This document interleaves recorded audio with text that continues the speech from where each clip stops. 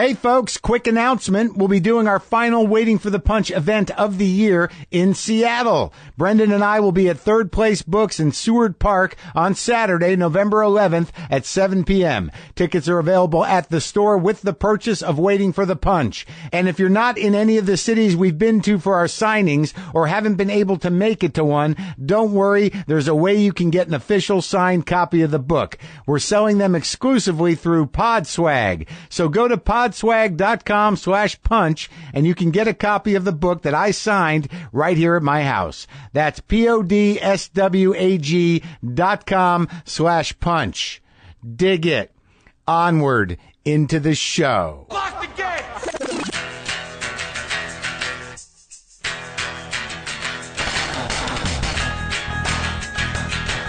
All right, let's do this. How are you, what the fuckers, what the fuck buddies, what the fucking ears, what the fuck nicks, what's happening? I'm Marc Maron. This is my podcast, WTF. Welcome to it. Today on the show, I have Joy Behar. Joy Behar is here. She's a comedian and a host on a talk show called The View. Do you know about The View? She also just wrote a new book called The Great Gas Bag, an A to Z Guide to Surviving Trump World. You can buy that. But Joy and I go back, kinda. I remember her from, we didn't do a lot of comedy together, but I always like her, and I did appear. I was on the show. I have to bring that up to her. I did her comedy corner thing on The View. God, how fucking long ago was that? I don't remember, man. There are all these little shows you could do. Also on the show today, I have a brief chat with Adam Goldberg on the phone. I did want to, let's read a couple emails. Like I said, my life is pretty limited now because I'm working. And my days are pretty much going to set and doing the thing. I can't tell you a lot about what's going on there. Heartbreak mix, maybe. That's a subject line. Just listen to your convo with Lizzie Goodman. Good stuff. You mentioned that you spent the first decade of the new millennium listening to a single heartbreak mix. Help. I'm 9 months into a breakup after 8 years. I'm heartbroken, but stuck on the same old loop of Magnetic Fields and Hank Williams songs. Good choices, my friend. I know it would be weird and or vulnerable to share, but I was wondering if you might share a few of those tracks that helped you get through from one human to another. Either way, thanks for putting yourself out there and for the show. Lonesome Johnny, you got to pick your own tunes, man. You know the ones that work. You know the ones that solve the sadness in your soul. You know the ones that elevate sadness into beauty. You know the ones that expand sadness into something eternal and perfect and pristine, but not damaging, something that elevates the sadness to just part of the human condition that makes poetry and change so powerful. You know the songs, and some of them just make you rock your head and make you go like, fuck it. And other songs make you go like, oh man, oh, she was so good. She was the best thing. And now she's gone. And then you go back to, fuck her. I'm fucking rocking. And then you go back to like, oh, why? But hey man, life is still beautiful and sadness is pure, but I'll get through it, man. You know, you got to find your own songs, and it is too vulnerable. I would be a little weird. It would weird me out to share my heartbreak mix, and I got to go back and find it. I'd have to go back and figure out what songs I was listening to. But it was very eclectic, like for the feelings involved. You got to put some uplifting ones. You got to put some blues on there, very select blues. Don't overdo the blues, just the ones that make you understand why the blues exist. And then the ones that have sort of a anthemic, kind of dark ballady feel, the famous 3-chord situation, the Elevators. And then you have to have a couple ones that are just screaming raw powerful. You got to mix it up. Got to mix it up, Lonesome Johnny. And I can only recommend what you're looking for. I can't recommend the songs to you. But good luck with it. Good luck with it. And you'll get better. You'll feel better. Don't obsess about it. Don't obsess about it. It only took me like a couple of decades to really let it go. Here's one called White Supremacists Cancel a Marching Band Contest. This is kind of topical because this turned out, I don't think this resolved itself, but as of today, this was They canceled. Yeah, dear Mr. Maron, longtime listener, first-time caller, so to speak. I felt like I needed to get something off my chest today. My youngest son, who's 16, informed me this morning that his marching band state contest was being canceled due to the protests by White Lives Matter, white supremacist group. They are protesting in Murfreesboro, Tennessee. The championship was to be held at the university, MTSU. The university canceled the event due to safety reasons and concerns, which I understand, but it doesn't ease the disappointment and frustration of this group of young adults who have worked so hard since July to get to this point. Not to mention the disappointment of the parents who have worked diligently with these wonderful, funny kids. My son's school is a large Nashville public school. Our music department has produced many fine musicians who play across the world, as well as great educators. To have this contest taken away by a group of hate mongers is disgusting. Going forward, I would just like to state to the supremacists, your words do not matter. Thanks for letting a band mom feel better. Sincerely, Mary, band mom. That protest was canceled from what I understand, but I doubt that they did it in time to get these kids back on their horns and drums. And I'm sorry, Mary, you're right. You're right. This is the proactive, beautiful things that, America should be known for, which is contributing community and music into the world, educators, creativity, and not just sweaty hate. Sweaty white hate. You're right. Well, I hope they reschedule that. I do. Willem Dafoe doctor's offices. Hi, Mark. Loved your interview with Willem Dafoe. I was amused when he was talking about how patients screamed and cussed at his mother while waiting to see his father, and then so sweet to his father when they saw him. As you recall, his mother worked in his father's doctor's office. I'm an office manager for a doctor, 25 years, and let me tell you, nothing has changed. LOL. All the time, patients are rude and mean to the office staff when the doctor is running behind and has nothing to do with us. And then they greet the doctor so sweetly. If he says, sorry, I'm running late, they will respond, oh, don't worry, that's okay. Please, as a public service, tell your listeners not to yell at us for something that is not our fault, because we don't forget that kind of treatment. Next time you call for an appointment, it may be a long wait to get one. Signed, I better leave her name out of this. But I can tell you, from growing up with a doctor in the house, my father, if it's not an emergency and you're trying to get your doctor, to talk to you, he might just be eating dinner or taking a nap at home. If you're waiting there in the emergency room and it's not an emergency, he might be at the movies and he ain't leaving. That's all I'm saying. That's all. I'm not mentioning names. That's what I'm saying. All right. So by this point, you know that when I tell you what music I've been listening to, I'm listening to it through my Sonos speakers. And I've already told you plenty of times how great it sounds. But think about this. Think of 3 great songs. Now imagine you're in your kitchen listening to one of those songs. Then you need to get something from the bedroom. So you go in there. The second song is playing when you walk in. Then you use the bathroom and the third song is on in there. It's like a musical utopia in your house, and it's all thanks to Sonos. Sonos lets you have pulse pounding sound in any room or every room at once. And when you're playing different tracks in different rooms, you can adjust the volume separately so each room has its own distinct sound. You control it all on the simple Sonos app. Volume, rooms, tracks, everything. I have Sonos speakers throughout the house, even out here in the garage. You can use all your existing music services or discover something new. Sonos has access to a growing list of music services, which means you'll never be without something to listen to. And now, Sonos is offering WTF listeners 10% off one order of $2,500 or less for any product on Sonos.com. The offer is available for a limited time only and cannot be combined with other discounts or promotions. Use the promo code WTF10, that's capital WTF10 at Sonos.com to receive this offer.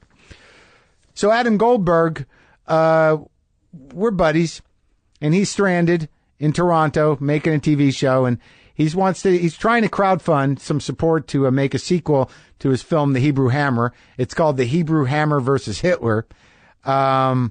To be part of that, to crowdfund and be part of the production, go to the Adam Goldberg on Twitter for the link, because he couldn't seem to come up with it in a practical way when I talked to him. But this is a little phone call I had with Adam Goldberg. He called me, and we talked it out.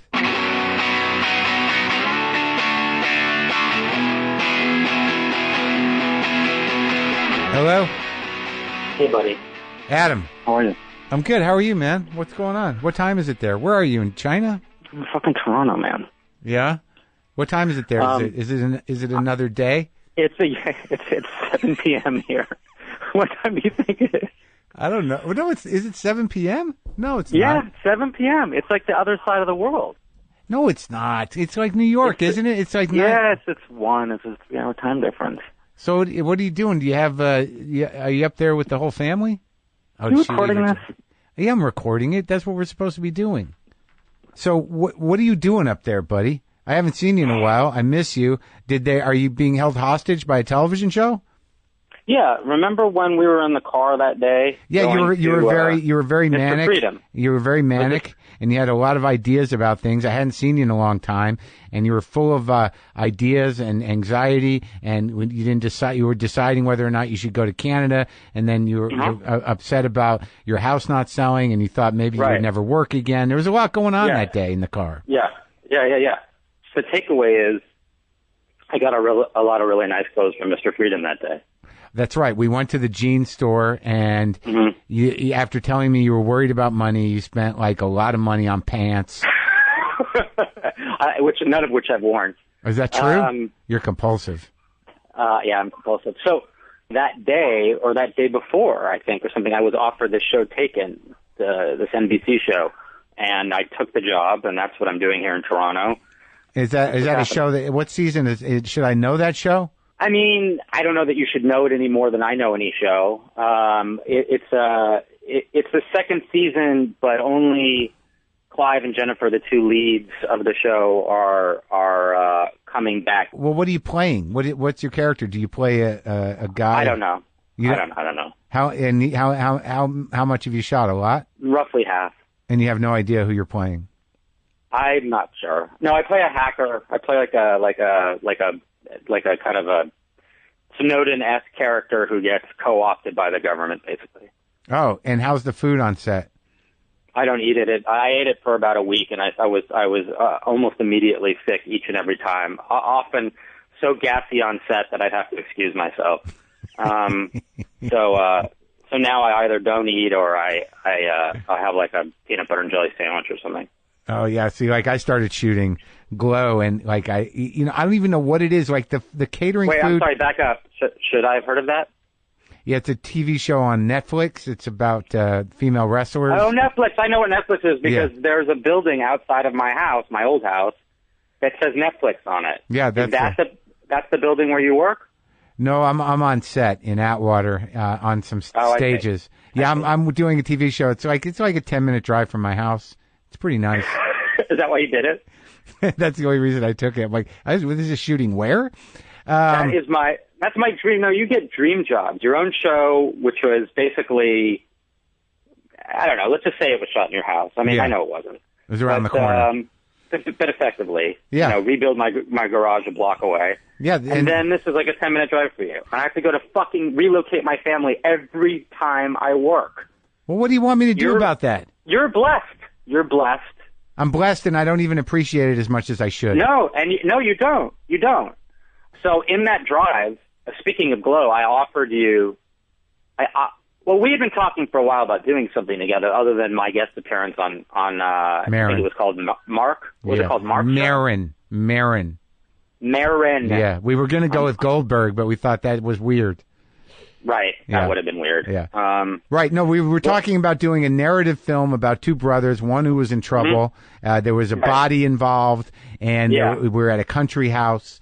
And then I don't think you should give it all away. No, I'm not. You should give it all away. But that was one, and I have another idea about a mock documentary. You want me to pitch it to you right now? We're playing ourselves, okay? You're Adam and I'm Marc, and we're driving across country, and we have some problems, in Idaho, where we get kidnapped by neo-Nazis. Oh, yeah, it's fucking brilliant. It's great. But I wanted to, I added something. We're never going to do it. We're never going to do it. You know why? Listen to me. I added something. Their goal in life was to kill you exactly like you were killed in Saving Private Ryan.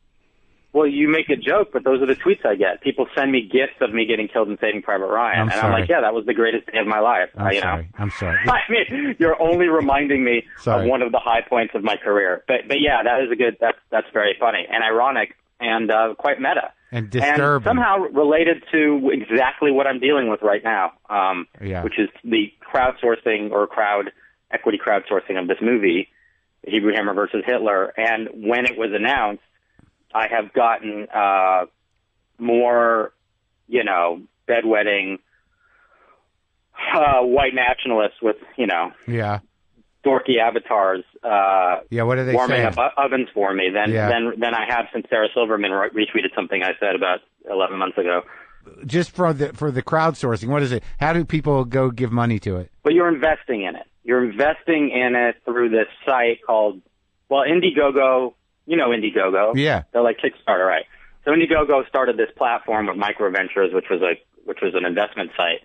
And it's equity crowdsourcing. So basically, you can give $100, you could give $50,000, but you're investing in the film, so you're not just getting a mug or whatever. You're getting you can have a mug. I'll make mugs or whatever. So actually, your guy who makes your mugs should make the mugs. Sure, but you give money. You own part of the film, and you get a back end deal with the donation. Yeah, I don't know. You get you're part of the waterfall. It's all explained on the site. Waterfall. So it's, you know how there's a waterfall and back end deals and for the first money goes here, second money goes here, third money goes here. So I don't know where you get your money, but you get your money in the back end. I feel like I'm getting. I gotta say, I feel like I'm getting fucked already.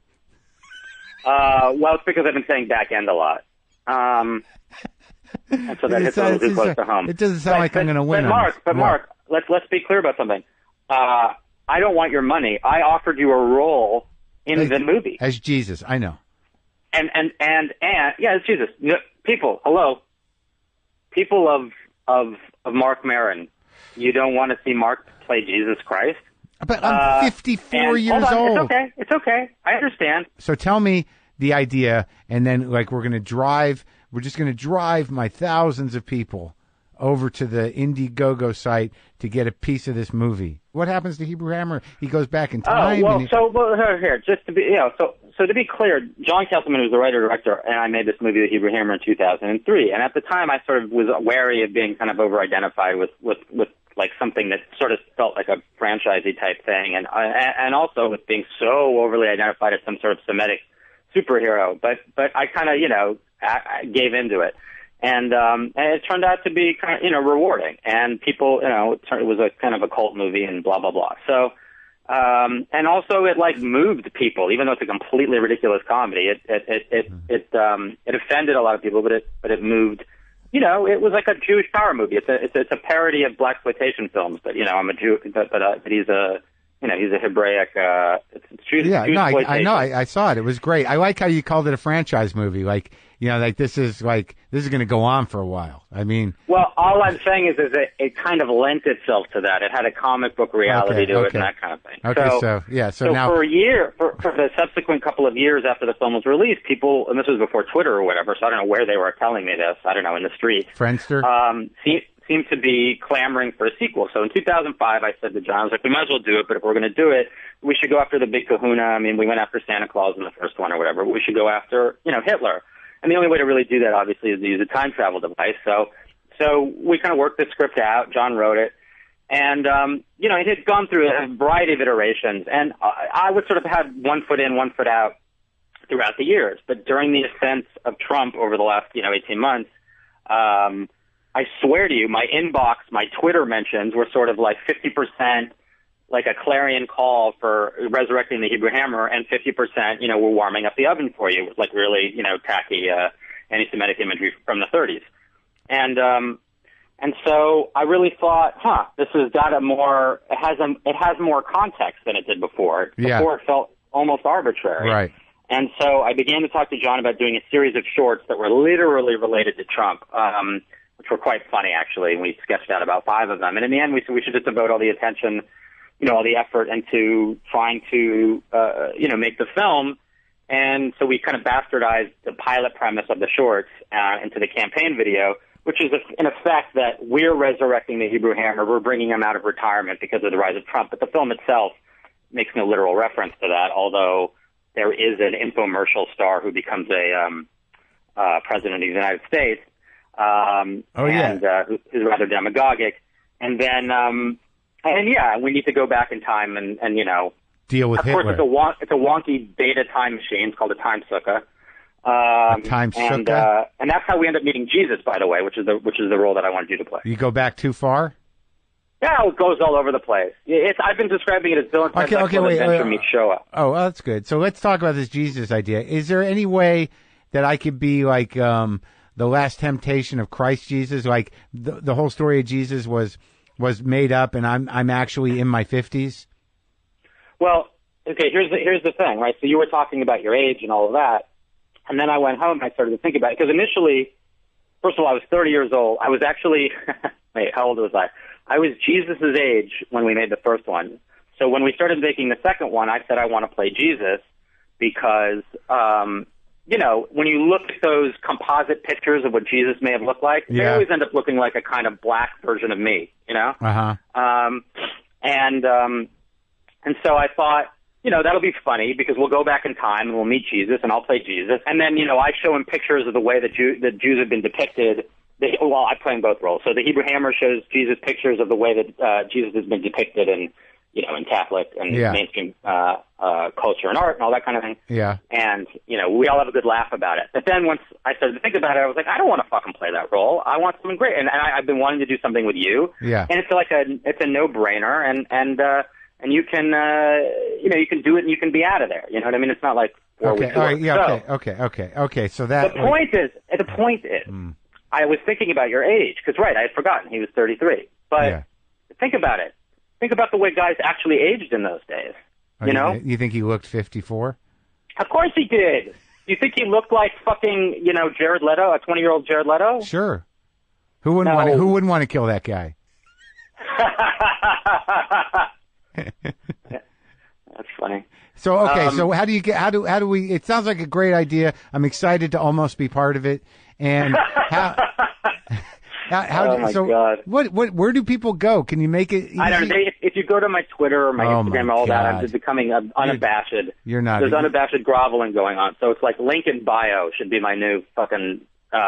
Twitter handle. Why frame it that way? Why not frame it as you're an artist that did a funny thing and you've got this great idea to do this sequel to the funny thing and you need some you're applying a Okay, I got it. I'm an artist and I did this funny thing and I have this idea of having everyone collaborate and make it with us. So you're not only going to get to see the film, you're getting to be a part of the film, and in success you too will be successful. How is that? Pretty good, but you don't know the website. It's app.microventures.com. Wow. All right, I'll have to clean that up when we put this on. I'm telling you, dude. I don't. Listen, man. I don't make the rules. No, I know. Just enforce them. I'm glad you sound good. You sound healthy. You sound well. You don't sound like you're sweating or worrying about things. I'm on Prozac. It's working? I think it kind of is. Okay. When are you coming back? Although February. Can we? Oh my God. Can we please have a date? Yeah, we'll go out with the girl, or just me and you. I got to go watch you buy pants again, or do you want to go out? No, we'll go out with the girls. I envy that you're in Canada. You might end up staying there. Please don't say that. Anyway, I'm proud of you, Mark. I am. Thank you very much, and I appreciate that. And I appreciate our friendship, and I want you to take care of yourself. Stay in touch, will you? Yeah, of course. Well, yeah, I'm only a text away. You know that. Okay, buddy. I'll talk to you later. All right, talk soon. Bye.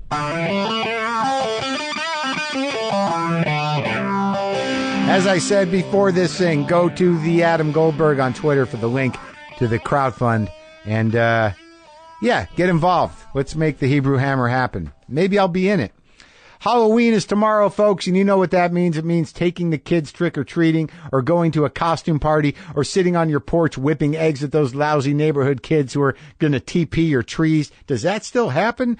But what you don't want to be doing is waiting online at the post office. So avoid the hassle of the post office and instead mail everything from postcards to envelopes to packages, domestic or international, with Stamps.com. Stamps.com lets you buy and print official U.S. postage for any letter, any package, any class of mail using your own computer and printer. You just go to Stamps.com, select your postage, and print it out on your home computer. No tricks, only treats. And I mean real treats, because you get discounts on postage using Stamps.com that you can't get at the post office. And Stamps.com never closes. Print postage for letters or packages at your convenience. Do it at the witching hour. Stamps.com will send you a digital scale that automatically calculates exact postage and helps you decide the best class of mail based on your needs. At $15.99 per month, you get all the services of the U.S. Postal Service right at your fingertips. Use Stamps.com, just like we do here in the garage, and get a special offer that includes a 4-week trial plus postage and digital scale without long-term commitments.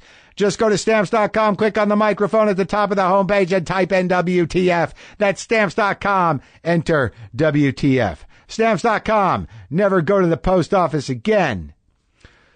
So, Joy Behar. Yes. I've known her for years. Not well, but she's a comedian. She's on The View. She's done a lot of little talk shows here and there. But years ago, I did The View when she had her comedy corner thing, where you'd sit there in this weird little, fake brick wall corner that was built on the set of The View. In my recollection, I stood up and did some stand-up and then sat down with her. She thinks that she just set me up and I just did the stand-up sitting there. I don't remember. I just know there was a time where there were all these cable shows where all of us did them, and The View, it was sort of an interesting, weird little big deal. It's like, that's a lot of people watch that. I'd like to dig up that footage of me on The View doing Joy's stand-up corner. Perhaps I will. I'll let you know. But this is Joy Behar. We talked about a lot of things, but she's got a new book, The Great Gas Bag, an A to Z Guide to Surviving Trump World. You can get that wherever you get books. And this is me and Joy. She was just here, by the way. This just happened. So this is me and Joy Behar.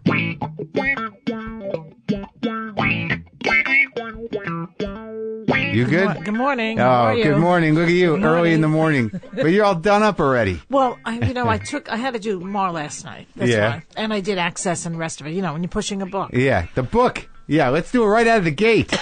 Joy Behar, The Great Gas Bag, an A to Z Study Guide to Surviving Trump World.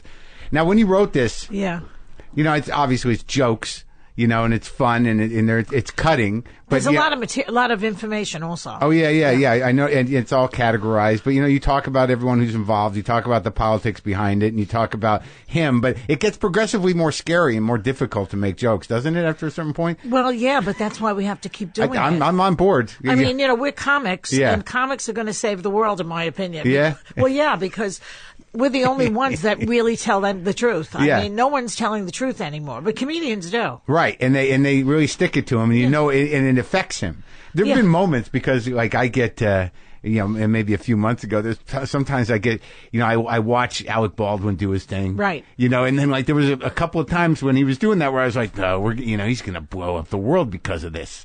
Like literally, I thought Trump would get so insulted that he was going to do something insane because of a comic. Hasn't stopped me from talking about him, but it's interesting because I'm after him every day on The View. Right. And Whoopi is too, but he never says anything about us. I think he's a little scared of the comedians. Yeah, he might be scared of us. Well, he learned how to shut up. I think he's pretending like he doesn't register it. Maybe he doesn't. I don't know how mentally ill he is. I know he's a little mentally ill. Something's wrong with him. No doubt. Yeah, but you know what? I don't even fault him 100%. It's the Congress and the enablers and the collaborators, the Vichy governments that we're talking about here. Right, right. Yeah, the craven sycophants and people that are willing to and greedy. Well, yeah, it's all greed. I can't. But you've been in New York a long time. You must have had other experiences with the guy. I did. He was on The View a couple of times. He was there the day he came on to his daughter. Remember that? You know about right. That? That's right. Where he said he would be dating her. If she wasn't my daughter, I'd be. I said to him, "Who are you, Woody Allen?" And he kind of laughed at that. Yeah, that's how craven he is. You got through to him. And then another time, we had him on the phone when he was first campaigning. I saw him at Radio City at an Adele concert. There he was with Melania. Yeah. And I went over to say hello to him. This is before I realized how destructive he was going to be and how the fact that he was going to win. No one did. And he said, "Can you believe the numbers, the poll numbers?" He was, even then, it was early. And I said, Donald, what do you want to do this for? What are you getting out of this? And what did he say? Nothing. The poll numbers. So he was just excited that he's surprised. Well, yes. I mean, I talked to other guys. I had Jeff Ross in here, and the comics that knew him before. And they're at the beginning. Even Stern was not apologetic, but sort of like he knew the guy. Yeah, Stern. Yeah, right. And then Jeff Ross was on Trump's plane and had a certain relationship and dynamic with the guy. Right. And their first thoughts were initially they're like, oh, I'm a little worried about him, and I would hope that that's turned around. What do you mean they're worried about him? Well, he doesn't eat well. He's out of his league. He's incompetent. He's in trouble and this and that. But now it's like, no. Don't worry about him. I'm not worried about him. No. I'm terrified every fucking day. I went to his wedding also tomorrow. You did? Yeah. My manager at the time, Richard Fields, who he was? Rich Fields from Catch. Catch Rising Star. The other half of Catch. Yeah, with Rick Newman. Rick and Newman, yeah. And Richard Fields was in some kind of business with Trump. Uh-huh. And so I was invited to the wedding. And it was like, first of all, Marla appeared is it like the song of Bernadette, when she went to Lourdes and the Madonna appeared to Bernadette? It was like that. She sort of appeared in a grotto. And like I always say, there wasn't a wet eye in the house, And so I get up to dance and I come back to my table and the film is taken out of my camera. Really? Like The Godfather? Like the Godfather, like the KGB. Really? I said, what does he think? I have a picture of him smooching with Rosie O'Donnell? Why would they take the film? Because she was there also, and O.J. Simpson. I don't know. They didn't want any pictures. Yeah. Hold on a sec. Okay. I got to get new equipment, Joy. I can't believe you got Obama to come to this neighborhood. Well, I was surprised myself. I don't even know where the hell we are. In Where are we? Highland Park, but I was surprised myself. I thought, if I was going to interview the president, it would be someplace, different. Yeah, the White House maybe, but no, he wanted to come here. It was an ordeal. But how did you get him here? He wanted to do it. I think there were some staffers on his that were fans of the show, and they started talking about it. It took about a year for it to unfold. Yeah. But eventually, it happened, and the Secret Service came, everybody came, and that was that. And there was no he wasn't running at the time. No, he was ending. It was ending. Yeah, he just liked the idea. That's what I like about that guy. He'll just do something like that. Well, I think what he said is he really wanted to get people involved in politics in a very general way. That's why he did it. He was reaching out to people to get involved, which is a problem. There's a whole side of this political spectrum that are sort of self-involved and just, want things to be okay. Yeah. And they don't do anything. No, that's the majority. Right. Majority of people. I think I'm part of that at some point, sometimes. Yeah. Even though with Air America, everything else during Obama, I was like, I think things are okay. Yeah. I'll be okay. Things feel good for me. Fuck it. Remember when he was in office, we all relaxed. We knew the daddy was taking care of business. He wasn't provoking North Korea. Yeah, I know. Yeah, you did feel like someone was in charge. Even if you didn't hear from him, you're like, I think we're okay. Yeah, he's good. He's smart. He's not going to do anything stupid. I lived through the Cuban Missile Crisis. I don't know how old you are. I was in college. 54. I'm older than you, 20 years. Yeah. And I lived through that, and I was afraid I was going to be blown up. I really believed it. I feel that now. I'm feeling that now. In being in L.A., I feel it. I worry about it. You really being do. Incinerated. Yeah. Yeah, but I don't believe that any government is actually going to pull the trigger first. I think it'll be like a rogue thing. Well, but that's what North Korea is. Well, no, but they're a government. They don't want to die. They know they'll die. Yeah. They don't want to die. They're having a good time. You're optimistic. That Kim Jong Yum Yum, as Whoopi calls him, is having fun. You think so? Yeah, I think so. It's like when I saw Saddam Hussein and the way he lived, I said, this guy's never going to do anything really destructive to himself. Because he's taken care of. He was on the payroll for years. Yeah, that's right. Yeah, but Kim's not on our payroll. No. Not in a long time. Isn't he on China's payroll? Yeah, I think so, but I think they're pulling back a little bit. So, I remember when he started on The View, because I did the Comedy Corner.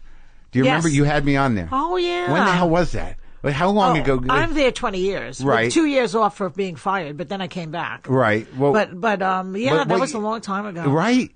Was it did the you 80s? Kill?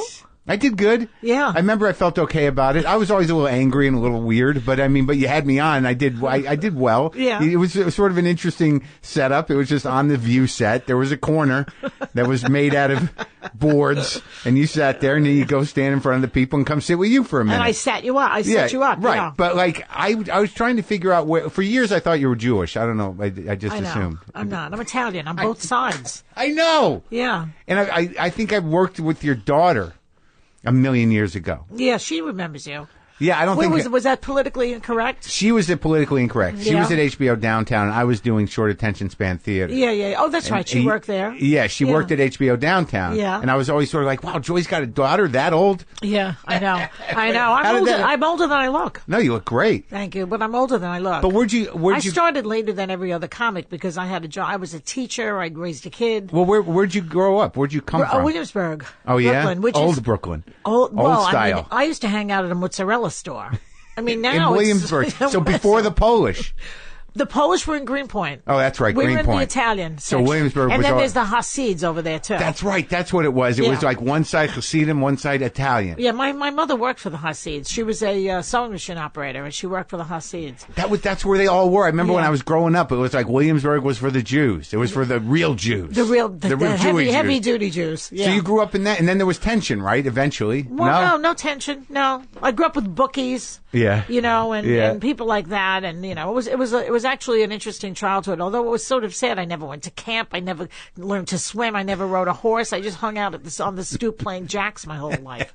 It's kind of somebody said that's so sad. Yeah, I don't know. It's pretty exciting. No, well, I mean, I think it New gave York. me, it gave me material. Yeah, but like, how many kids in the family? Just me. Really? What kind of Italian family is that? One with a hysterectomy.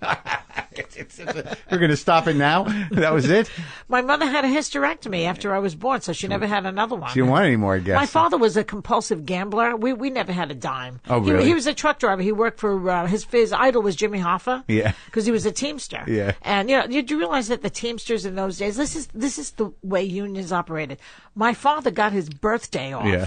Right. I mean, where the fuck do you hear that? That your father, that the grown men who are driving trucks are getting their birthdays off. And that was in a contract negotiation somewhere. It was. Our guys are going to get their birthdays off. That's right. And they're going to wear hats and have a cake.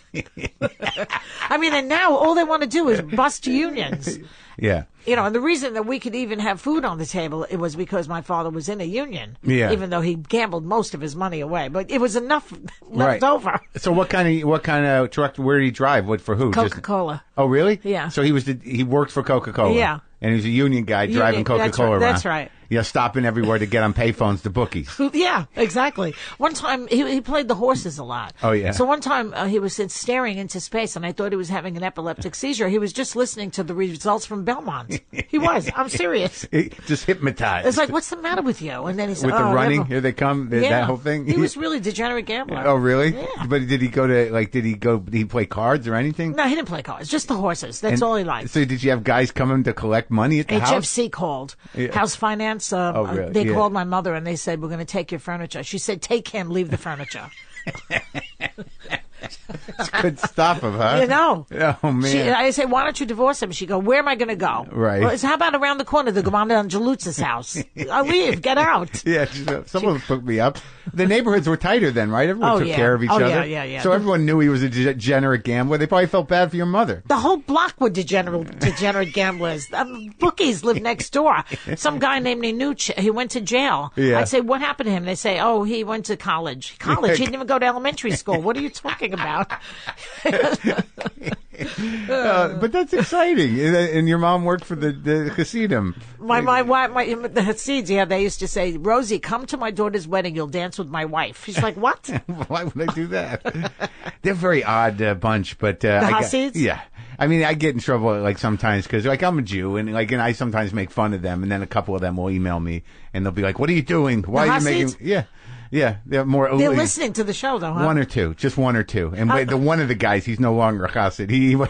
He criticized me, and then he said, "I understand." Then the next thing I know, he's out here. He's trying to be an actor without the curls. Oh, really? Yeah, he bailed. He bailed on the Hasids. One time I did a set at Catch, and these two Hasids came out afterward, Yeah. saw me on the street, and they said, I hear you like Jewish guys. And I said, not that Jewish. So, my ex-husband's a Jew. The one I have now is Jewish, but the Hasid, no. Yeah, you're not that far on the spectrum. The look you're way on the too far off on the spectrum. I like the middle range. But you basically have given up stand-up, haven't you? No. I just put. You still do it? I just did a special on Netflix. I'm out every week. I usually work out at the Comedy Store here. I go tonight. That's great. Oh yeah. I just did the best special I've ever done. I mean, like for Netflix. I never stop. No, I just I'm just off to the side. No, so you're a workaholic, you said. A bit, I do. I mean, I'm compulsive. Because some part of me doesn't see it as work. Like there's still something about comedy where I'm like, it's a privilege in some way to be successful at that. It is true. And I'm shooting a TV show now, that I'm on. So like, I feel that it's work, but I just keep going. So you're actually making some money. Yeah, I do. All right. So wait. So what did you do? Okay, so you grew up playing jacks, with a compulsive gambling father. Go up on the roof. A guy would expose himself. I'm really early years of exposing men. They were jacking off in cars in the neighborhood. Oh yeah, yeah. That's been going on forever. It's going on forever. Men. Yeah, they're men. That's right. What is it with guys though that they and feel dicks? like when they and they would like send pictures of them as if. No woman is that interested in seeing like a flying dick. Yeah, if it's like attached, a detached dick. Maybe if it's attached and the dick is doing something. Yeah. But to just see the actual penis is not interesting to women. I don't know. Have you talked about this with the ladies? Yeah, we discuss this every once in a while. We try to figure out men and where they're coming from. Like, what's his name? Uma, no, the one with the schlong. What's his name? Anthony Weiner. Yeah. Weiner, like he sends a picture of his dick. Anyway, let's go back to comedy. So what? You grew up there, and then what happens? Forget about it. No, because I don't like when I was coming up. I don't like. I remember you were always on TV. I don't remember seeing you doing stand up, but I was not always in New York. Well, I was always scared of stand up. I've always been a little nervous about it, even though I do it all the time, and I have been doing it for 35 years at this point.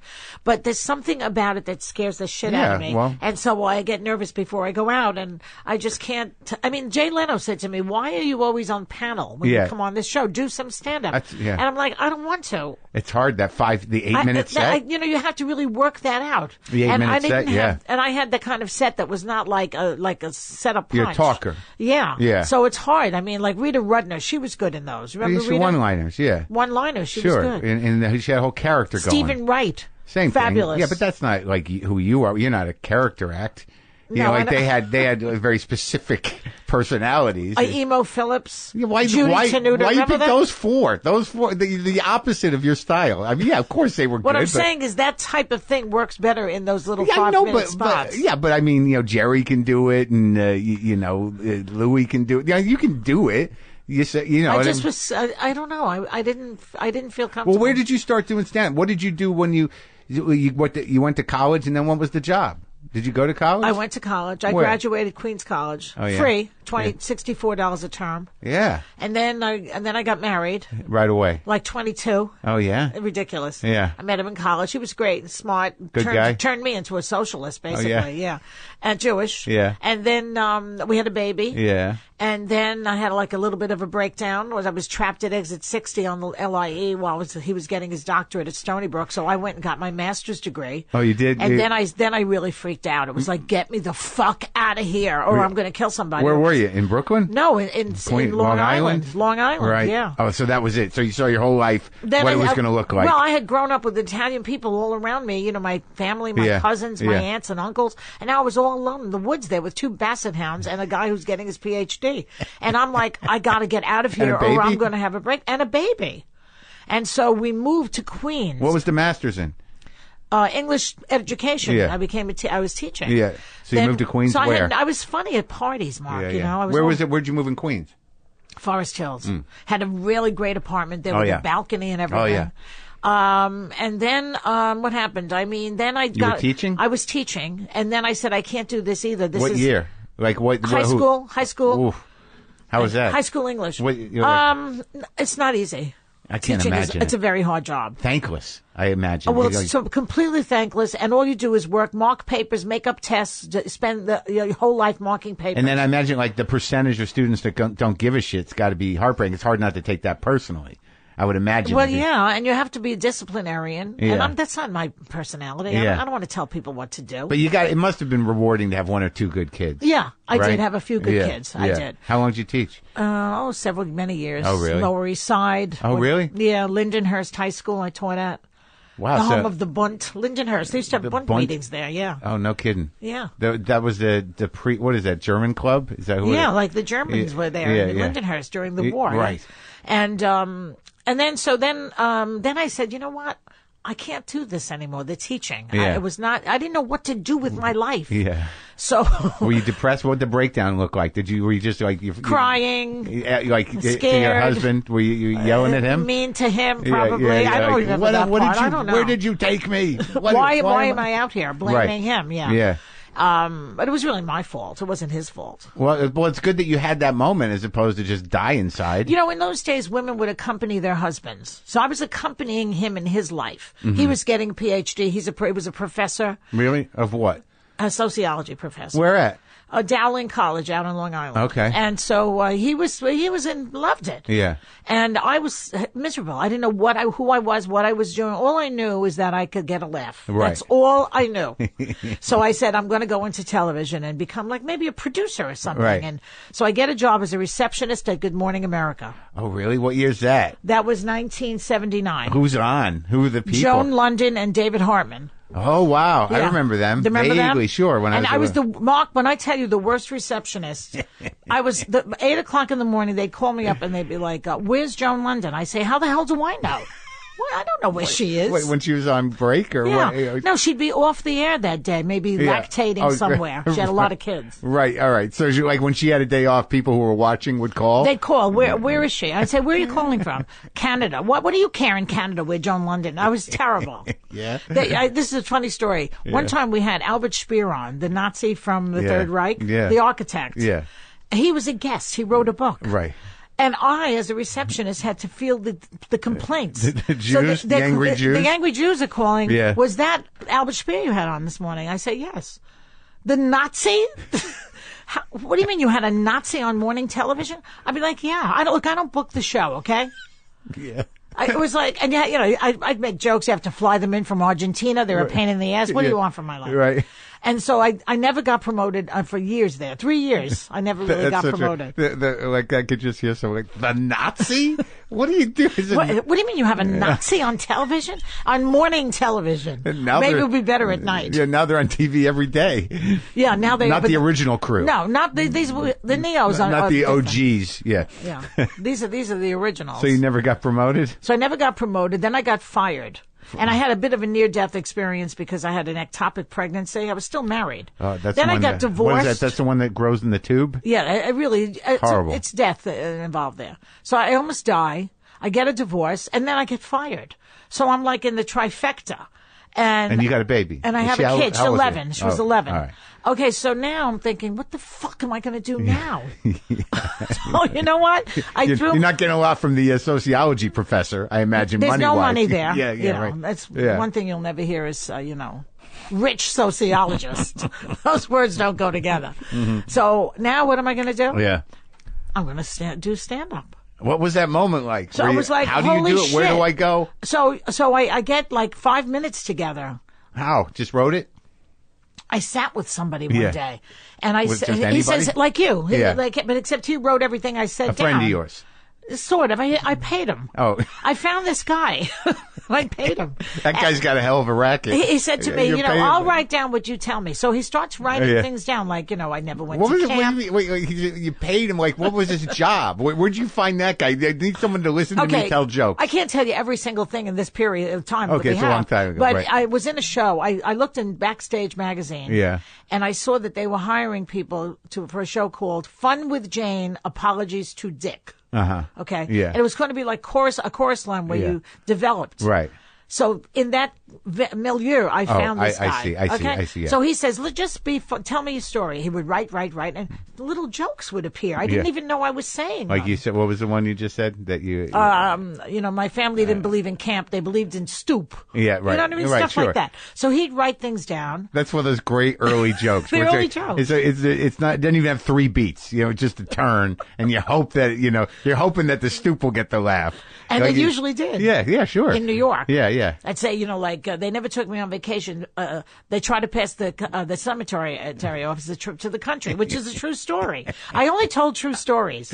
What do you mean? They took you to the cemetery because it's nice and quiet? It's a very Italian thing. They'd be picnics. We'd have sandwiches. I swear to God. Really? And I had photographs. Near relatives or no? Dead relatives were in the ground, and live relatives would make the veal and pepper sandwiches. We go to like St. John's Cemetery in Woodhaven. So I tell the guy everything, and now I have like a few minutes, and I try it out like for friends. Yeah. You know, Yeah. and if they laughed, it went into the 5 minutes. Right. And then I would try to get on at the Improv. And of course, Silver Friedman never put me on. I got in there at the end of it. You had to hang out there for like till 2 in the morning in those days. Well, everywhere though. What year was that though for you? That was like 1982. Because I got there, I got to New York like in '89, and it was over. You know, it was just me. It was done. Yeah. It was me and Jerry Diner. Jerry Dinnerstein changed it to Diner. Yeah. Jerry Diner, and Bob Shaw. You know, and Uncle Dirty. Uncle Dirty. Yeah. All right, so Silver. So 80. What'd you say? 83, 4. So it was not the heyday. Yes, it was. Still? Yeah, it was. I mean, Kinnison was hot. Robin would stop in to Catch a Rising Star. Catch a Rising Star, but we're talking about the Improv. Yeah, So the Improv never put me on. I went to Catch. Right, so you went to Silver, Catch, yeah. and she was nasty. No, she was not nice to people. She was not nice to women comedians, except Carol Siskin. She was nice to her, but not to me. Yeah. I'd say to her, look, I can't stay up till 1 o'clock. I have a kid, and I have to get up in the morning. And what did she say? It's not about your talent, Joy. You don't hang out here enough.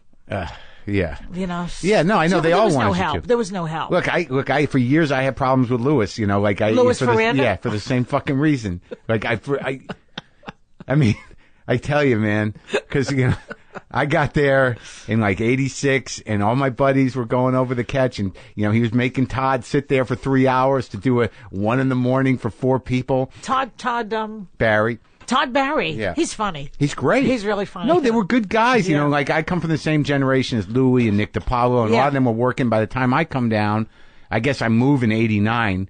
You know, and he just come down, hang out, and I'm like, I can't fucking hang out. I could not tolerate him having any control of my life. Yeah. And for years I held a grudge, right? For years, right? I know a lot of people have grudges against people like him who ran those clubs. Sure. But the funny thing is like, you know, and I've talked about the grudge, and it was really active for a long time. And then last year for the New York Comedy Festival, which he books, yeah, you know, they asked me to do Carnegie Hall, and I wouldn't even do the New York Festival because of him. And I'm like, I guess I'm going to do Carnegie Hall. Like, yes, I'll Did do you do like, it? Yeah, and now I'm okay with Louis. I guess. That's right, of course.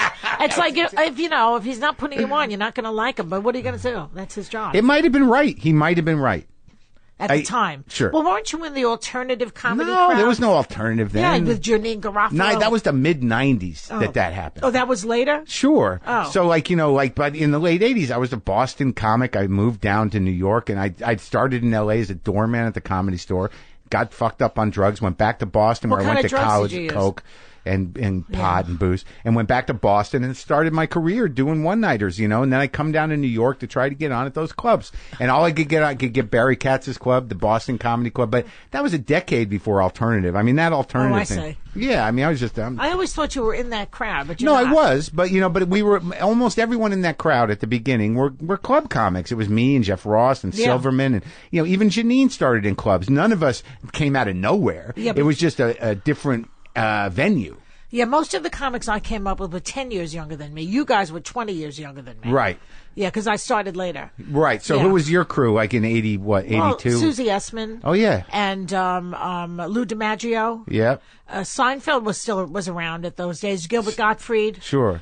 Kinnison. But he was out here, and he would go there occasionally. Who, Kinnison? Yeah. Yeah, he would just kill. Rodney Dangerfield used to come in all the time. Oh, fucking Rodney. Rodney, he was funny. Did you work his club? He was the original guy with the bathrobe out in the street, remember? Yeah, well, that's because he had that club. He had Dangerfield, so he made it like his house. Dangerfield was a scary club. It was pitch black. You didn't know who the hell you were talking to. Rick Messina used to book it. Yeah. Back when he was nothing. Everyone gets big, man. It was a scary club. Hiram Kasdan was always there. We all did pretty well. We all did pretty well. Yeah. I mean, as you say, it's a privilege to be in this business. Well, yeah, if you make it through. Well. Yeah. If you don't make it, you got to get out. You got to get out. No, who do you know that gets out? I know. I don't know. A lot of people who we don't hear about are still on the road. I know. It's tragic and it's difficult, and you know. But I know very few. What are you going to fire yourself? That's the fuck up thing about. about comedy is like somewhere in the back of your head, you're like, yeah, I could still hit. And yeah, no one's going to tell you like, nah, I don't know. You know who's really funny and still trucking around? Who? Dom Herrera. Oh, no, he's great. I see him all the time. He's so fucking funny. He's great. I love Dom. I go to see him wherever he is. Yeah. I travel to Belmore. I always see him. Oh, yeah. He strikes me funny, He's that the guy. great. Oh, yeah, he's The great. last time I saw him, he's so fat now, and he's like, a little round I got about like 3 months to live the way I'm going. His eyes are closing. Like he looks The eyes are closing. he looks like a little Buddha. Oh, my God. I go eat with him sometimes. He works a store out here a lot. Yeah. Yeah. So you're a catch. And it's the mid 80s. Yeah. And yeah. it's like, it's still, like the early 80s were crazy, but it stayed crazy there for a long time, right? It did. But I started to get work. How was that first time on stage? The very first time I got on stage was at the Improv. Yeah. And it was like 10 o'clock at night. Dirty little corner. And it was packed. Yeah. And I swear, I'm not bragging, I killed that night. Yeah. So now, fine, you killed one night. Big Right. fucking deal. You got it. Now I'm thinking, I'm not doing this again, even though I killed. It's too stressful. Right. But I come back to it about 6 months later. Yeah.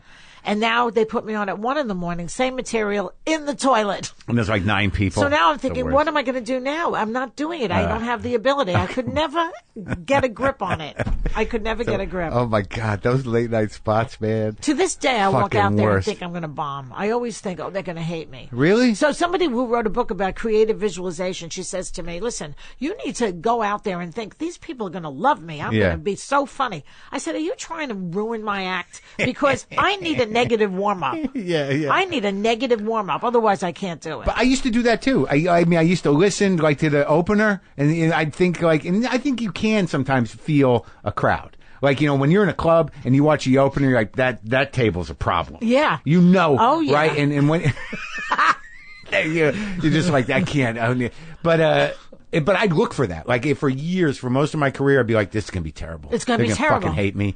And then I go out there, and then right away, you're already fighting. Right away, you're like, you're defying them to like you. Yeah. Like, it took, like 5 years ago, something gave way. I was like, I don't give a fuck anymore. Like, it was the best thing. I started doing larger venues, and I'm like, they're here to see me. I don't give a fuck. I live up here. I've been up here my whole fucking life. Yeah. I know what's going to happen up here that hasn't happened already. Well, that's good that you do that. That's I'm not afraid anymore. I sort of feel that way about my life in general. Like, right. Well, that's good. That's better because I don't feel that. So I guess it's one or the other. Like, let's say taking on Trump. Yeah. It's like, unless they're really going to come and put me in jail. Right. It's like, what is he going to say? You're old? You're fat? He's already said all that to me. I mean, what is he going to say about me? He's already written in his book, I have no talent. Yeah. So fuck him. Oh, he wrote that about you? He singled you out? Yeah, she has no talent, he said. Oh, yeah? In one of his books. Because he didn't like that I did a joke about his hair. The guy comedians were all doing hair jokes, but when a woman did it, he didn't like it. That was my first tip-off that he was a total misogynist asshole. I don't know. I used to see him when I did Conan. I did Conan with him once, and he was scary to me. Like, he felt like a connected guy. Like, it felt like, you know what I mean? Mm-hmm. You don't think after all those casino deals that he's not in bed with, he's going to find a horse's head on his bed. Yeah. But his wife lives with a horse's ass, so we're even. He felt scary to me. Like, I saw that everyone treated him like a clown, but because he's a bully, that's why. Right. He's a bully. Yeah. I've been dealing with, listen, Bill O'Reilly came on The View and tried to bully me. It's on tape one day. He goes like this to me, shut up, listen and learn. Says to me on The View. Yeah. 5 minutes of listening, of like watching this. I get up and I say I'm walking. I just walk off the set. Yeah. And Whoopi follows me. I said, I can't sit with this asshole bully. I was like, listen and learn. Fuck you. Who are you? Yeah. Who are you? Yeah, no, you stand up to everybody. And it turns out he's the complete moron. $32 million he had to pay somebody. Yeah. Last night on Mar, I said I wouldn't fuck him for $32 million. No, I saw you with Huckabee. You gave it to her. You stick it to him. I stick it to them. Yeah. They come back for more. Nobody really gets that mad at me, apparently.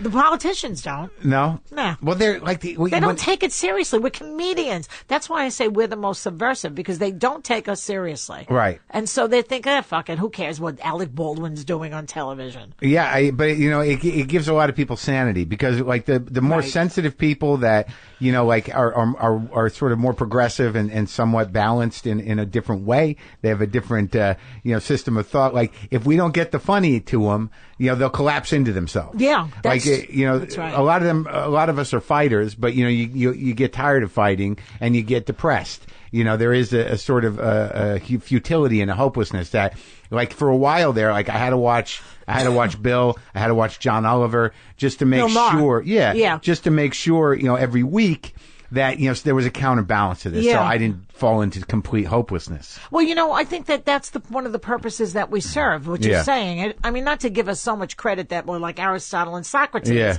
but it serves a purpose. I remember when one time I was watching Gilda Radner on the Johnny Carson show, and she said to him when she was a scared little girl up in Canada, she'd watch Carson at night and she'd say, okay, the world is okay because Johnny's there. And it stuck with me, that little rap she gave, That's touching. It's very touching. It's true. I mean, people watch The View and they listen to you and they say, okay, they're still okay, so maybe things are not going to be so bad. Well, that's why I still like live television, when I see it, because it's like, this isn't pre-recorded. Because for years, like I still don't, I still just sit down and see what's on. Yeah. Because somewhere in my heart and in my mind, I think there's a guy operating it. Like, there's a guy choosing to put this on now. Yeah, that's right. But there isn't. So it's all programmed by, whenever. But, like, when people are alive, I'm like, okay, that's happening now. Yeah. So there are other people in the world. Yeah. Well, that's the secret of The View, too, is that one of the secrets is that it's live. We're making it up as we go along, like you are. Right. No, it's great. It was an exciting time. So when you did stand up, when you did it, like, were you working as a comic? Did you get that? Were you headlining? Were you out there? There was a booker named Ruth Stern. Do you remember her? I don't remember Ruth Stern. She was the most annoying person you would ever. I remember a couple of them, but I didn't do a lot of those one-nighters in New York. She was Roger Paul. I knew Roger Paul was his booker at that time, but she was a booker that was at the Friars Club. And they'd say the joke about her was that she was so annoying they threw her off of Schindler's List. That's the joke. That's a classic Friars joke. Yeah. And she used to book me in the tri-state area, country clubs and things, because I couldn't travel. I had a kid. Yeah. And so I give her a lot of my credit. So you were doing like what, two-person shows? You go out with an opener, or what? They have an opening act, and like a young comic would come out, like a new guy. Yeah, because the Jews were the best audience. First of all, the Jews pay for entertainment. Yeah. A lot of groups do not, and they would pay for it, and they're in the country clubs or wherever they are, in the theaters, at the B'nai B'rith or at the JCC, wherever the hell they congregate, and they pay you. Yeah, and they liked you. They liked me. I would say 99% of the time. There was always a 1% where it was like orthodox, and then they would turn on me. One group was a rabbi and his wife was sitting there, and I did a joke about, I don't know, about that movie where the Melanie Griffith falls in love with a Hasid. Yeah. And I don't know, I can't remember the joke. And caused some trouble. She was like, "Oh, can I try on your tzitzis? Your tzitzis would look so good on my tzitzis," and they wanted their money back. That's where they drew the line. That's it. Oh, so they helped me a lot. And then I would get shows. I got a show called Way Off Broadway in '87 on Lifetime. Larry David was one of my writers. Oh, really? Yeah. But did you do any of the hotels? Were they still around? What hotels? In the Catskills? Oh, yeah. Right? I did the Concord. I did the Neverly. I did all of them with their smelly back rooms. Just shkivats. Yeah. And I did those. Yeah, I did all that. They paid some money. Yeah. I made a decent living. They're all gone now. All gone. Yeah. All gone. Gambling's coming up there. They might come back. Oh, yeah. But not the way they were. No, because it must have been towards the end though, like in the '80s, right? But it was still it was still New York Jews. Even coming the '90s, I think I used to do Falls View. But was it mostly Hasids or was it all kinds? No Hasids. They were regular Jews when I was there. Yeah. Regular reformed. And they're good audience. Sure, because they're like that's the sort of history of American comedy. Part of it is Jewish. It comes from up there. Right, absolutely. So, all right. So wait. So Larry David was a writer for you? Yeah, he was a writer on Way Off Broadway. That was a TV show. TV show on Lifetime. Lifetime. Had Rick Derringer was my band. Oh yeah, Rock and Roll Hoochie Coo. Rock and Roll Hoochie Coo. We had Laura Branigan. We had on Darryl Strawberry. A lot of good people. Yeah, you've done a lot of shows in weird places, like network wise. Like because I was looking at your stuff. Yeah. It's like you're on TV a lot, but you were in some of those zones where it's sort of like, what channel is that? HLN. I was on HLN. I had a great show on HLN. I wish they had not canceled me there. But what was what year was this Way Off Broadway thing? '87. Huh. And then after that, I got... Was that like at the beginning of Lifetime? Was that the... Yeah, I think it was in the early stages. And what was the of show? It. The show was a variety show. Oh, that was that. With okay. music and interviews and stand-up. Wow. So, Yeah. and people come and Larry was there? So you were And friends with Larry? Yeah, I was friends. I'm still friends. Larry would do like cold openings with him. He was in them. Yeah. A character, Larry Block, I think was the name of his character. Right. And he said to me recently, he said, that's where I really started to learn to improv. Oh, really? Yeah, on that like show? he does on Curb Your Was that Enthusiasm. before Fridays or after? After Fridays. Right. Yeah, it was after. Okay, so and that- he was broke in those days, you know? Yeah. He needed the job. He didn't know what was going to happen. No. He How didn't would he see it. know? Did you ever see him do stand-up? Oh, yeah, he's notorious. Yeah. No, in Saskatchewan, he just all the comedians would come in when he would get on, Right. Because they knew that he would walk out or turn on the audience. I mean, if a girl would look at her watch during his act, he would, well, you bored? And then he would walk off. One time, the great story is he came out there, he just looks at the audience and went, I don't think so, and he walked off. And Lewis would tolerate that, but make me sit around all night. Because Lewis found that to be funny, I guess. Well, no, you gotta, back in the day, it was like you were kind of half hoping someone would lose it. You know, no one does that anymore. Because everyone's got phones and people are so self-aware and they're self-conscious. But when early in the 80s, I saw so many comics just snap out. Just like fucking lose their minds. Well, there were a lot of drugs in those days. Sure, but like was Belzer around then? Oh, yeah. Belzer was MC. Right. Okay, so you were at Catch then. I was at Catch. Yeah. Right. Yeah. Yeah. He's a sweet guy. I love him. He's great. All this conspiracy stuff that he's been talking about about JFK is now coming to fruition. Finally, he's going to get the papers. Yeah. But who else was there? Like that was the mid '80s, so that was a big time. But he was there for a while before. Richard I Lewis got already there. gone. Lewis was in L.A. Yeah. And like who were some of the other kids? Colin. Godfrey. Colin. Colin Quinn. Yeah. He's a great guy. I love Colin. He's a sweetheart. So yeah. funny. I love him too. There's some tension with us. Like Why? What kind of tension? I don't know. Yeah, I was an asshole, I guess, probably. People like your podcast. You turn yourself in a lot. Yeah, I do. That's good. Well, yeah, I mean, I'm trying to get him on, but he's like, I said, do we have a problem? He goes, we might. And I'm like, is there anything I could do? You know who else was around at that time? Mostly in Boston, though. Jonathan Katz was so funny. Oh, he's great. Love Jonathan Katz. Oh, he's great. Very subtle. His jokes were... The guitar act, that was funny. Oh, yeah, no, the guitar at the end where the voices come in because the pre-recorded voices, but that joke he did about, when does life begin? The argument, the debate about when life begins. Yeah. He goes, for me, it's after that first cup of coffee. I can relate. It's clever. But, taking the abortion, how you can do an abortion joke, and then disarm it. Yeah. No, he's great. Yeah, I've had him on here. I did the Dr. Cat show. I did that one too. But people say, what is there anything off limits for comedians? Yeah. Is there anything off limits for you? You asking me? Yeah. Well, whatever it is, you got to be able to handle it. You have the freedom to do whatever you want. So whatever's off limits is your personal capacity. So you want to try something, you want to push the envelope. Yeah. If you can shoulder the burden of what might come at you, then so be it. Yeah. That's it. So so nothing's off limits, but on the other side of that, you're going to have to answer for it. Yeah, if you go too far. I know. I like to shoot up. I don't like to shoot down. Right. So if you shoot up, I think you're in pretty safe territory. But look at James Corden. He got in trouble last week or 2 weeks ago for making a joke about Weinstein on and Rose McGowan. She took a shot at him only. Yeah. Not a lot of comedians were doing it, but why him? And I thought, he's making jokes about Weinstein. He's not making jokes about the victims. Right. So I think that that's okay. Well, there's a lot of angry people, a lot of, and rightfully so, and it's a difficult climate. It's like, there was a time where I come from a bunch of comics, like from Kenneth, and I spent time with Sam, where, pushing the envelope was what you did. Yeah, like, when like there was when all of a sudden it's like you can't do rape jokes, there was a lot of comics who were like, oh yeah? Well, I'm going to figure out how to do it. Chris Rock was doing that. Sure. Date rape jokes. Yeah. So like, and then, there are repercussions, but again, it's legal. It's your right. Yeah. You can say whatever the fuck you want. But then you're going to get the blowback. But that's it. That's what, when people ask me about that, well, is there censorship? No, but like, you got to be ready to take the hit or answer to it. There's a lot of PC now. I mean, and people are always taping you whether they're allowed to or not.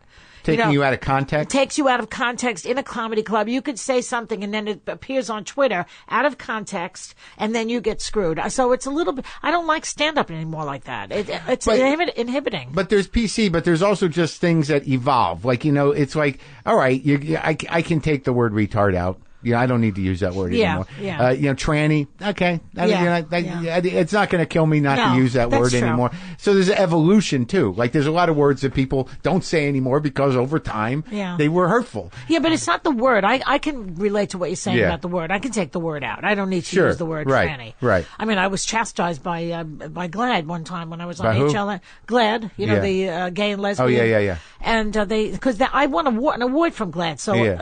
I'm on their side and they know it, but they called me up and they said, don't use tranny. It's offensive. I said, really? I thought it was affectionate. Yeah. And it's not. Well, there's arguments within the community. Right. RuPaul said he's fine with the word. But that's RuPaul. He can get away with it. I know. It's like I can say bitch and cunt. Maybe you can't. I've thrown a few cunts around. The Brits use twat and cunt. I know. For everybody. The dog is a cunt. The twat is, the cat is a twat. I've used that defense before. It doesn't, they're like, move to Britain then, you cunt. Yeah. But, Lenny Bruce made the case. It's just a word. It's just a word. But it depends on the intent. If the intent is to harm and hurt you, then I'm offended. But if it's not to harm you. I don't register it. I don't register it the same way, but we're comics. Yeah. So our sensitivity, when I hear stuff after being around comedy for decades, I've heard everything. On stage or off. I want to tell you something. I was on Access Hollywood set yesterday. Yeah, how was that? And like being in a spaceship? It was actually fine. No, they were fun. It was two women that I liked. Anyway, there was a guy there who came up to me again, and he works on the air. He goes, I really love you, Joy. You're doing a great show. Yeah. And you're so inappropriate all the time. I said, really? I said, give me an example. Oh, there's so many examples. I can't even give you one. And I'm thinking, is that the word to describe me inappropriate? And I don't think that Marc Maron and Larry David would think I'm inappropriate. No. And Susie Essman. They don't think. But this guy thinks I'm inappropriate. So to your point about we're comedians, we have a different way of speaking. Well, also, inappropriate, to him, that just means it might just be you make him uncomfortable because you ask questions that, put people on the spot. Yeah, maybe it might be a misapplication of what does appropriate mean in the context of what you do. You're the one that's supposed to be inappropriate. Well, we are comedians, right? And that's what's we're social morons. We are in a way. No doubt. All of us got in trouble as kids. Every one of us. I've had girlfriends tell me not to do it at parties. Like, don't make it about you the whole thing. And I'm like, oh. So all of a sudden you got a black belt in storytelling and telling jokes. You don't want. She doesn't want to be upstaged or what? Not this one, but years ago. Oh yeah. Do you have a girlfriend now? I do. Yeah. And so what's she like? She's a painter. She lives in a different world. She's an abstract artist. That's good. You don't want a comedian for a girlfriend. No, I tried that once. Yeah. Who was that? Anybody I know? No, she was I don't think so. Mishna Wolf. She was a comic. She's not anymore. I married her. You married her? Yeah, and then that didn't work out. But, like you said before, how does the comedian fire herself? You say she's not anymore. Well, I don't know what happened there. She wanted to be a writer more, know. And a lot of comics became writers. The smart ones. Well, if you have the discipline to sit there and do that part. Well, the people that were able to say, I've got this talent, but do I want to live that fucking life? No. So how do I apply this talent otherwise? You become a producer, you become a writer, you write for other people. Yeah, but I think a lot of those people would like to be performers. Yeah, but they couldn't cut it. Yeah. I mean, Judd Apatow's back, but what's he got to lose? Yeah, but he's not a funny comic, is he? He is. He's a funny stand-up? I've never seen it. Well, he started as a stand-up, and then he went out, and he became a joke writer, and then a producer, and he made $1 billion, and now he's back doing stand-up. He came back around, he starts doing stand-up again, but he's humble.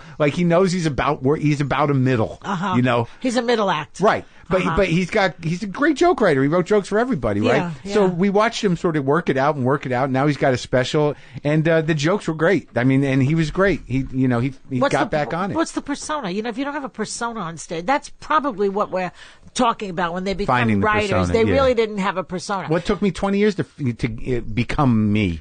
It doesn't happen overnight. Like, it's like your persona. Well, you didn't decide it. No. You just, like, it come out of you. No, but because I was 40 when I started, I Yeah. already had a persona, a personality. And I had a whole 20, 30, 40 years of material already. But you've done a lot of things. Yeah, I had You done were the who teaching. you are. People say, oh, she's the one who's a teacher or Right, whatever. right. But, when you're 20, you don't have that much information. You're growing yet. up in It's public. hard. Yeah. No, his persona is like he's a father.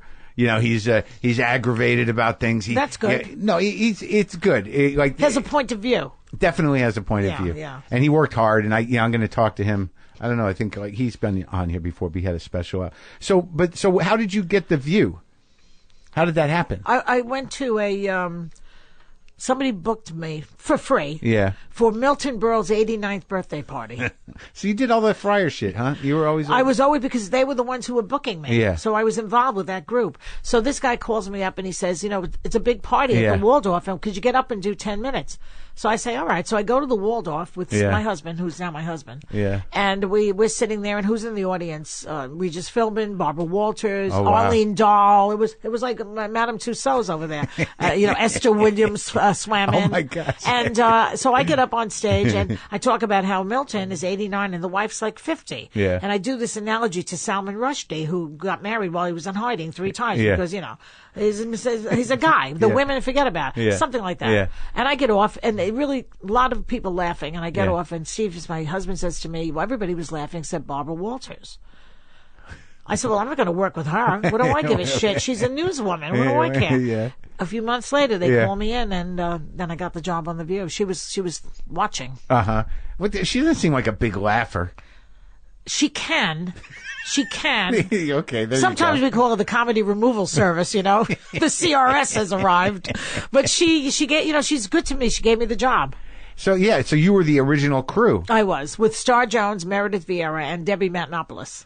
I don't remember her. Debbie. She was only on for a year and a half. Yeah. Then she went to The Insider. She got a nose job, and she became one of those girls. Yeah. Who's the other one? She's a terrific girl. Meredith Vieira. She's amazing because she's one of those people that she just lives on television. Like she just always looks. I don't know. There's people that are just television people. Well, no, she has a real life. No. She has 3 children. Right. She has a husband who has MS. Yeah, she's got a real life. No, I know, there. but I mean, she just fits on TV. She fits. Like no matter for ages. Do you know what I mean? She has the right features That's and the what I right mean. voice. That's what I mean. I have the wrong features and the wrong No, voice. I like that though. That's what makes it's raw.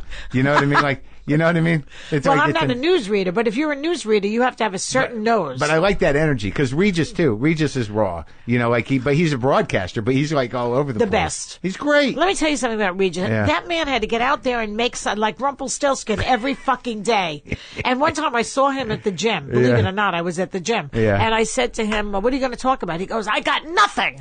And he goes on the air, and I'm watching him, and I hear him say to Kelly or whoever the hell was there at the time, I ran into Behar. I said to her, I got nothing. That was his story. That's it. That's it. That's brilliant. Oh no, I was a big fan Yeah. with Kathy Lee, the two of them. Like I would watch it as a guilty pleasure because it was like real live TV. That's right. And she was nuts. She was a little nutty. And like he was she was Jewish and became a born again or something. Oh yeah. She's Jewish. Her name was Kathy Epstein or No.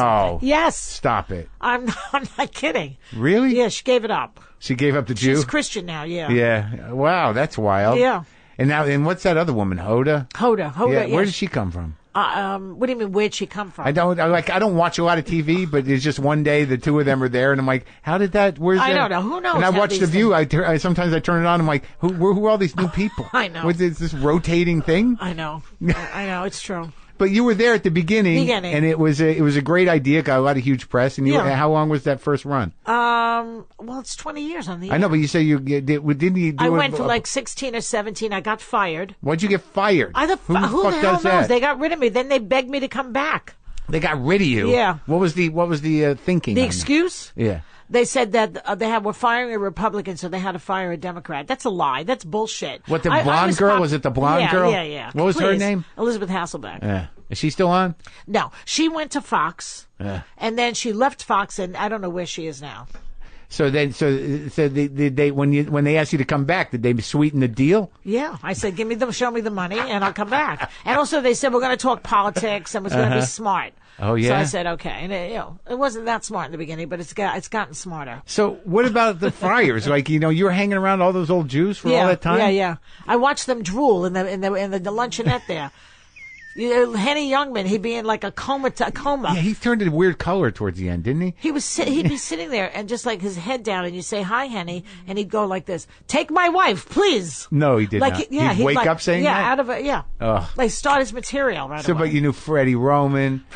Yeah. And all those guys were. Freddie Roman, he had this articulation. He'd go, he'd say, was so and so has cancer. Yeah, cancer. Cancer on behalf of the members of the Friars, like as if he all of a sudden he went to elocution school in England. Alan King, yeah. Yeah, he was around, right? I opened for Alan King a couple of times. He would drink like a pint of booze back there, gin, gin, and then go out there and kill. It's a weird thing when you learn the backstage habits of people. Yeah. That's how he got into his place. Also, Don Rickles. I worked with Don Rickles. Oh, yeah? And he'd be back there drinking, and he said that's the only way I can get out there. No kidding. Yeah. I've seen it before. I was never one of those people, but I understand it because the same kind of nerves that you have and that I used to have. Yeah. But they have it too. Right, but if I did that, then I'd just be loopy. Me too. They know how to manage it. Like, because I remember when I did Conan once and Alan King was on, that I looked in his dressing room before he got there because I was talking to Frank, and they always bought the little Tanqueray. It was a Tanqueray, bottle of Tanqueray. Yeah. Because he needed it. He needed it. That was his thing. The problem with me is that I couldn't do drugs or alcohol. I really was not capable of it. So I had to go out there just with raw craziness and anxiety. That's why it's hard for me. And that's what serves you. But I don't have a crutch. You really don't? I don't have a crutch. I need a crutch. Yeah? I don't have one. I never took Valium to go out there. Nothing? Susie Essman and I are on the same page, but we talk about this all the time. I love her. Neither one of us. Of course, she's the best. Yeah. Neither one of you have it. No crutches. Yeah. And you did some acting? I did. Yeah? I was in Hall Pass last couple of years ago, that movie by the Farrell brothers. Oh, yeah, Farrelly brothers. Yeah, they use a lot of comics. It's good, yeah. Yeah, they're kind of fun. And did you work with Woody Allen? I've been in two things with Woody Allen. Yeah. Manhattan Murder Mystery. Yeah. And that last thing, he did A Crisis in 6 Scenes. Yeah. Not funny. Not funny? I think nah. Did you have, did you have aversion to working with him? Because of his history? Not really? No, in fact, I'm not. I mean, when I did Manhattan Murder Mystery, it was right in the middle of the whole thing. Every day was the big headline about Soon Yi on the Post. Oh, really? Yeah. And, I mean, it's a skeevy what he did. Yeah. It's a skeeve. Let's face facts. Yeah. I mean, to sleep with the kid. Yeah. And then take pictures of her naked and leave them around. Then Mia Farrow had to find them. That's disgusting. Yeah. But I don't think that he molested the kid, the little one. Yeah. That's a whole other perversion. Yeah. So that's where you fall with it. You don't think he did that? No, I don't think so. It's not that I don't think it. I talked to a social worker who said that she was in touch with the experts at Yale University who basically cleared it on that. Oh, really? Yeah. And, so he did some and research. Moses, one of his kids, said that he didn't. Yeah. So I don't know what the real truth of it is. Yeah. But was it interesting to work with him? Yeah. Yeah. I mean, because he's standing right there. There's Woody Allen just to right watch the way he operates. He only does one take. Yeah. He doesn't have this single shots, and he doesn't go into a lot of takes. Yeah. Yeah. He only was talking to Diane Keaton on the set. He ignored me completely. Everybody. Sure. Ignored everybody. Well, but this last time when I worked with him on Crisis in 6 Scenes, I gave him a joke. I mean, I said to him, you know what, Woody? The way you did it last time was better. Yeah. Really? He said to me. I said, yeah. He said, I'm going to do it the way you said. And I thought, look at this. Look. And I'm writing for Woody Allen. Here's the funniest story about Woody Allen, and then we can wrap this up. Yeah. I mean, I feel like I'm living with you. Okay. So when I did the audition for Manhattan Murder Mystery, I just had to get up there, and he just looked at me. He didn't even ask me to do anything. Yeah. I was supposed to play Ron Rifkin's wife. Oh, yeah. Jewish. Yeah. So the costume designer said to him, she's not Jewish. Uh-huh. And Woody said, does she know this? I didn't know. That's very funny. Yeah. Well, thank you for talking, Joy Behar. It was a lot of fun. This is a very interesting thing you got going here, Mark. I appreciate it. Nice I'm so happy for you. Thank you. Yeah.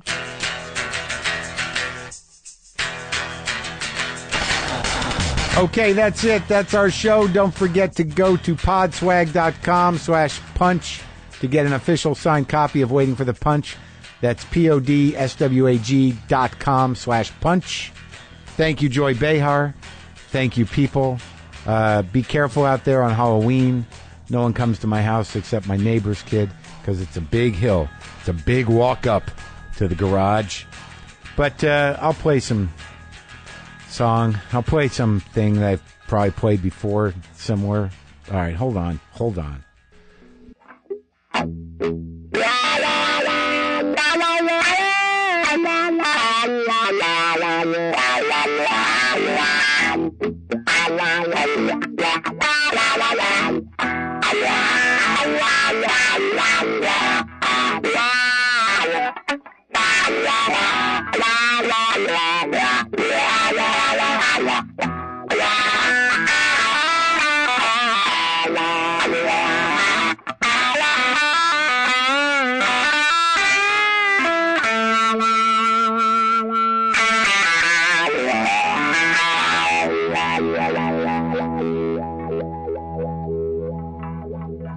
Boomer